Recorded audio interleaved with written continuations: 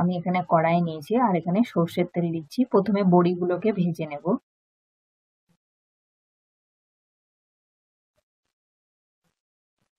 বড়িগুলো দিয়ে দিলাম, তো বড়িগুলো হালকা লাল করে ভেজে নেব।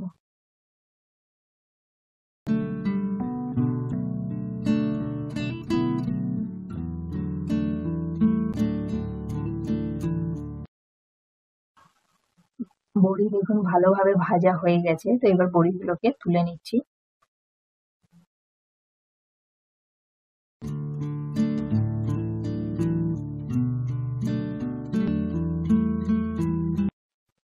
এরপর আমি কেটে রাখা বেগুনগুলোকে দিয়ে দিচ্ছি। বেগুনগুলোকে ভেজে নেব।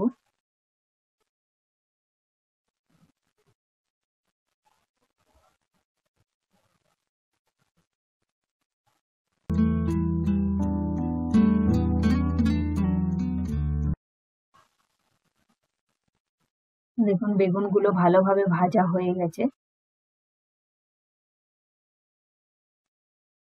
এরপর বেগুনগুলোকেও তুলে রেখে দিচ্ছি।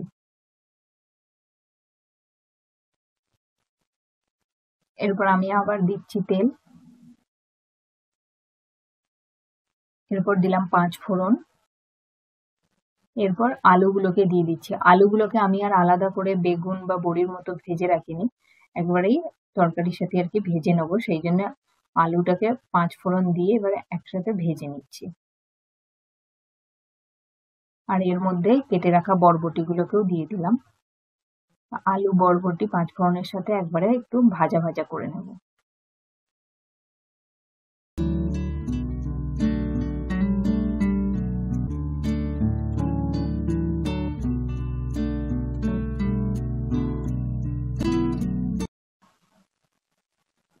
তো একটু নাড়াচাড়া করে ভালোভাবে হালকা করে ভেজে নিয়েছি। এরপর দিচ্ছি হলুদ গুঁড়ো, জিরে গুঁড়ো অল্প, আর ধনে গুঁড়ো একটু জিরে গুঁড়োর থেকে বেশি।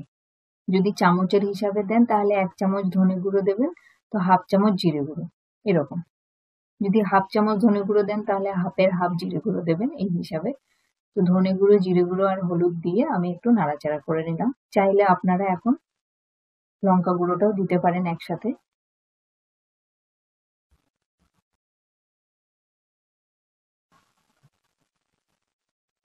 দেখুন হালকা একটু নাড়াচাড়া করে নিচ্ছি, বেশিক্ষণ ভাজিনি, নাহলে মশলা জ্বলে যাবে। এরপর পরিমাণ মতন জল দিয়ে দেবো, যাতে তরকারিটা ভালোভাবে হয়, আলুগুলো সেদ্ধ হয়, তাই একটু বেশি করে জল দিচ্ছি।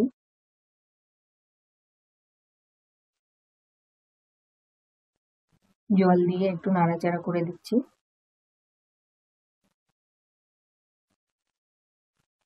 এরপর পরিমাণ মতো নুন দিয়ে দিলাম। নুন দিয়ে আবার ভালো করে মিক্স করে দিচ্ছি। এরপর ঢাকা দিয়ে হতে দেব 10 মিনিটের মতো।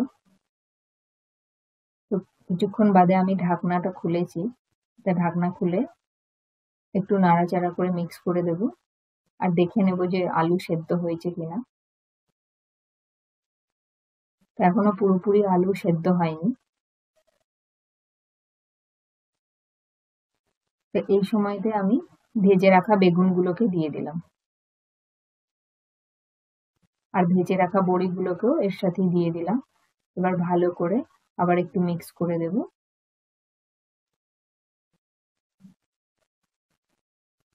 এরপর আবার আমি কড়াইটা ঢাকা দিয়ে দেব 5-7 মিনিটের জন্য। তো দেখুন 5-7 মিনিট পরে আমি আবার ঢাকনাটা খুলেছি।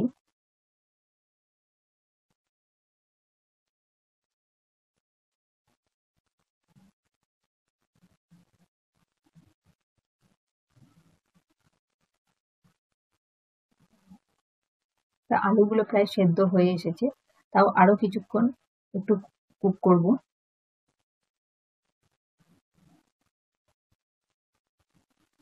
আরো 2 মিনিটের মতো ঢাকা দিয়ে রেখেছিলাম। তো এখন তরকারি প্রায় হয়ে এসেছে। তো এখন গ্যাসের ফ্লেমটা অফ করে দিলাম, দিয়ে এবার ঢাকা দিয়ে এইভাবেই রেখে দেবো স্ট্যান্ডিং টাইমে। এখন আমি ঢাকনাটা খুলেছি 5 মিনিট বাদে। তো দেখুন বরবটি আলু বড়ি দিয়ে তরকারিটা কিন্তু খুব ভালো দেখতে হয়েছে, আর খেতেও কিন্তু এটা নিরামিষ তরকারি, খেতে খুবই ভালো হয়। যদি না বানিয়ে থাকেন বাড়িতে কিন্তু অবশ্যই একবার ট্রাই করে দেখতে পারেন, ভাত দিয়ে খেতে খুবই ভালো লাগে। আপনারা চাইলে যদি ঝোলটা আরো একটু মেরে নিতে চান, শুকনো শুকনো করতে চান, সেটাও করে নিতে পারেন।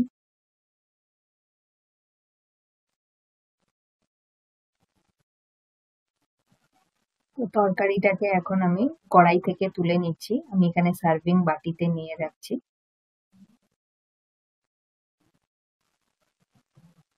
তরকারিটা দেখতে যতটা টেম্পটিং লাগছে, খেতেও কিন্তু শুকনো ভাত দিয়ে খেতে খুবই ভালো লাগে।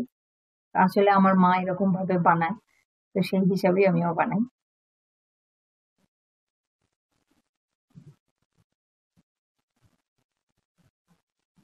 বড়িটা কিন্তু অবশ্যই দেবেন, বড়ি দিলে কিন্তু খুবই ভালো লাগে। তো এভাবে কিন্তু বরবটি আলু বেগুন বড়ি দিয়ে কিন্তু অবশ্যই একবার ট্রাই করে দেখবেন বাড়িতে।